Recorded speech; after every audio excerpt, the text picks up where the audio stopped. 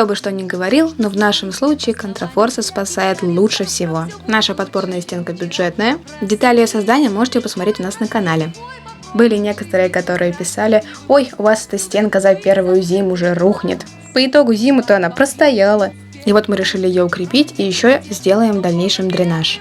Да и из блоков мы вообще не первые делаем на улице, у нас многие сделали именно из него. И все у всех держится. Забудь, что миновало, все, что упало, то пропало, все, что ушло, обратно не вернешь. Только туда и нет обратно то, что сейчас.